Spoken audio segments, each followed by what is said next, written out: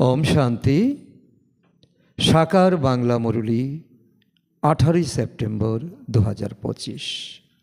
আজকে বাবা বলেছেন, মিষ্টি বাচ্চারা, তোমরা যখন ফুলের মতো হয়ে যাবে তখনই ভারত এই কাটার জঙ্গল থেকে সম্পূর্ণ ফুলের বাগান হয়ে যাবে। স্বয়ং বাবা তোমাদেরকে ফুলের মতো বানাতে এসেছেন।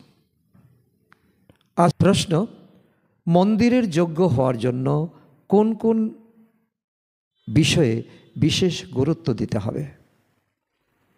একদিন আমরা মন্দিরে পূজিত হয়েছি, এখনও পূজিত হচ্ছি, আমাদেরই স্মরণিকা বানিয়ে মূর্তি বানিয়ে পূজা করা হচ্ছে। তো তার জন্য তো আমাদের একটা কোয়ালিফিকেশন লাগবে। দুনিয়াতে কোনো চাকরি করতে গেলে, কোনো কিছু উপরে উঠতে গেলে তার কমপক্ষে কিছু কোয়ালিফিকেশন লাগে। তো এই সময় বাবা বলছে যে মন্দিরে যে তুমি প্রতিষ্ঠা হবে তার কোয়ালিফিকেশন কি জানো কি? উত্তর, মন্দিরের যোগ্য হওয়ার জন্য নিজের আচার আচরণের উপরে বিশেষ মনোযোগ দাও। আচরণ খুব মিষ্টি এবং রয়্যাল হতে হবে। এতটাই মিষ্টত্ব থাকবে যাতে অপর ব্যক্তি সেটা অনুভব করতে পারে। অনেককে বাবার পরিচয় দাও। নিজের কল্যাণ করার জন্য ভালোভাবে পুরুষার্থ করো এবং সার্ভিস করতে থাকো।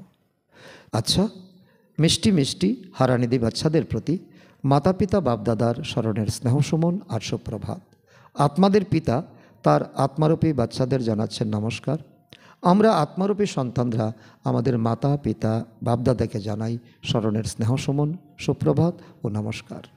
ধারণার জন্য মুখ্য সার: 1 নম্বর, আধ্যাত্মিক মিলিটারি হয়ে 5 বিকারের উপর বিজয়ী হতে হবে। অবশ্যই পবিত্র হতে হবে। শ্রীমত অনুসারে ভারতকে পবিত্র বানানোর সেবা করতে হবে। নাম্বার 2, এই অসীম জাগতিক নাটকে আত্ম অভিমানী হয়ে পার্ট প্লে করতে হবে।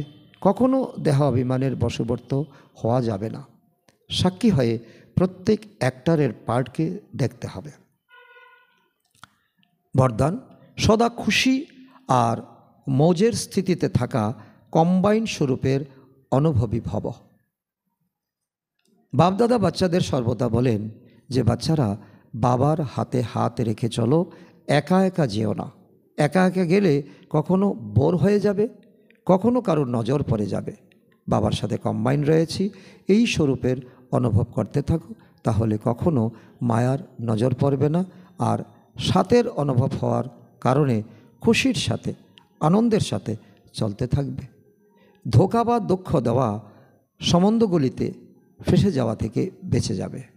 তো একমাত্র বাবার হাতে হাত রেখে, আর তাতে কখনো কোনো সম্বন্ধে ধোঁকা খাবো না, অনুভবী হব এবং কম্বাইন স্বরূপের এক স্বাভিমান আসবে।